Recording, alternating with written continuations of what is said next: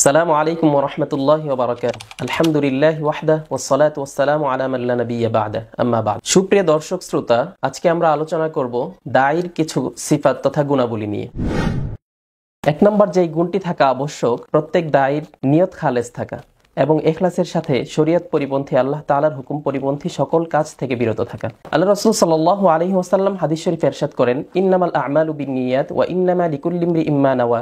হাদিসের মূল ভাব হচ্ছে, যখন কেউ কোনো কাজ করে সেটা তার নিয়তের উপরেই নির্ভর করে। যদি কোনো ব্যক্তি দুনিয়া হাসিলের উদ্দেশ্যে কোনো কাজ করে থাকে, আল্লাহ সুবহানাহু ওয়া তাআলার কাছে তার সেই কাজটি দুনিয়া হাসিলের উদ্দেশ্যেই হয়ে থাকে। আর যদি কোনো ব্যক্তি আখিরাত হাসিলের উদ্দেশ্যে কোনো কাজ করে থাকে, আল্লাহ সুবহানাহু ওয়া তাআলার কাছে তার সেই কাজটি আখিরাত হাসিলের উদ্দেশ্যেই হবে। দায়ীর যে দ্বিতীয় গুণটি থাকা আবশ্যক, প্রত্যেক দায়ীর কোরআন এবং সুন্নাহর সঠিক জ্ঞান থাকা। কারণ আল্লাহ রাসূল সাল্লাল্লাহু আলাইহি ওয়াসাল্লামকে উদ্দেশ্য করে আল্লাহ সুবহানাহু ওয়া তাআলা কুরআনুল কারীমে ইরশাদ করেন, উদউ ইলা সাবিলি রাব্বিকা বিল হিকমাতি ওয়াল মাউইযাতিল হাসানা। আল্লাহ সুবহানাহু ওয়া তাআলা বলেন, তুমি তোমার রবের পথে মানুষকে হিকমত এবং সুন্দরতম পন্থায় আহ্বান করো এবং তাদের সাথে বিতর্ক করো উত্তম পন্থায়।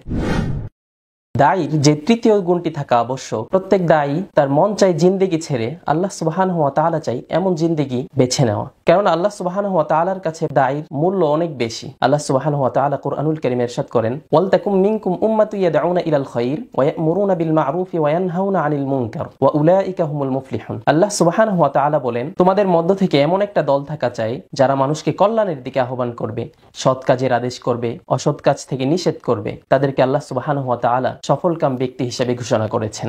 এজন্য আমাদের জেনে রাখা উচিত আল্লাহ সুবহানাহু ওয়া তাআলার কাছে প্রত্যেক দায়ীর মূল্য কত বেশি।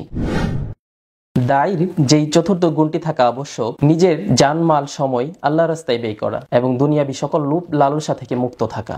দাওয়াতের কাজে পাহাড়ের মতো অটল থাকা, সূর্যের মতো দাতা হওয়া, আকাশের মতো উদার হওয়া, নবী সাহাবী রাদিয়াল্লাহু তাআলা আনহুমদের মতো হিকমতওয়ালা হওয়া, ধৈর্যশীল হওয়া, ক্ষমার গুণ থাকা।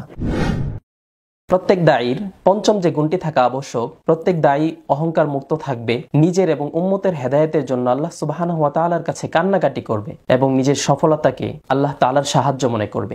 দাওয়াতের ময়দানে হাজার হাজার লক্ষ লক্ষ মানুষ দেখে নিজের ভিতরে আত্ম অহংকার না করে আল্লাহ তাআলার সাহায্য মনে করাটাই প্রকৃত দায়ীর সফলতা। প্রিয় বন্ধুগণ, কুরআন সুন্নাহর আলোকে আমরা দায়ীর গুণাবলী সম্পর্কে জানতে পারলাম। আল্লাহ সুবহানাহু ওয়া তাআলা যেন আমাদেরকে প্রকৃত দায়ী হিসেবে কবুল করেন।